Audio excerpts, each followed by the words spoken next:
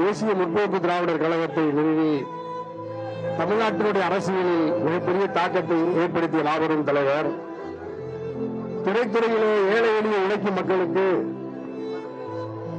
எப்படி அவர் பாத்திரப்படைப்பிலேயே சாதிகளை கடந்து மதங்களை கடந்து மனிதநேயத்தோடு மக்களுக்கு தொண்டாற்றுகிற அரிய கருத்துக்களை தான் ஏற்றுக்கொண்ட படைப்புகளை அனைத்தும் பிரதிபலித்து உலகம் முழுக்க பரவி வாழ்கிற தமிழ் சமூகத்தின் பேரன்பை பெற்றிருந்த மகத்தான கலைஞர், மகத்தான மாபெரும் அரசியல் தலைவர். அன்பின் வடிவமாக இருந்தார், அவர் இரக்கத்தின் வடிவமாக இருந்தார். யாருக்கும் அதிகாரத்துக்கு அடிபணியாமல் சமரசம் செய்யாமல் ஈழ தமிழர்களின் மீதும் தமிழ் இனத்தின் மீதும் தமிழ் மொழியின் மீதும் மாறாத பற்று வைத்திருந்தார்.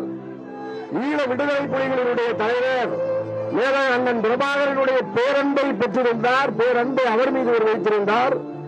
10 கோடி தமிழ் சமூகத்தினுடைய பேரன்பை பெற்றிருந்த மகத்தான தலைவர் என்று மரணமடைந்தார் என்கின்ற செய்தி தமிழ் சமூகத்திற்கு மிகப்பெரிய இழப்பு.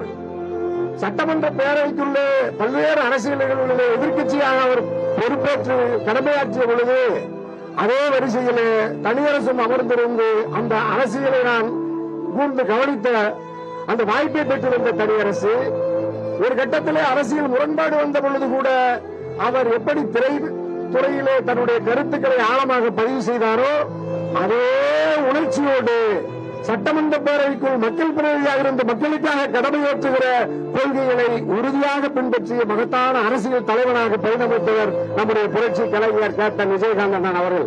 அண்ணனுடைய மறைவு ஈடு செய்ய முடியாத இழப்பு. அந்நியாருக்கு எங்களுடைய ஆழ்ந்த இரங்கல்.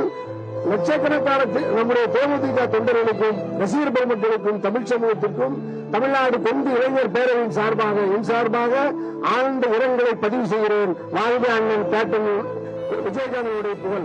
கருப்பை அழி பூசிக்கொண்ட கார்மேகம் மாரியாய் பொழிந்து மக்களை சென்று சேரும். அதைத்தான் விஜயகாந்த் செய்திருக்கிறார். அதன் காரணமாகத்தான் ஏராளமான மக்கள் கண்மூடிய பிறகும் கண்கொண்டு ஒரு முறையாவது அவரை பார்த்துவிட வேண்டும் என்று எங்கெங்கிருந்தோ வந்திருக்கிறார்கள்.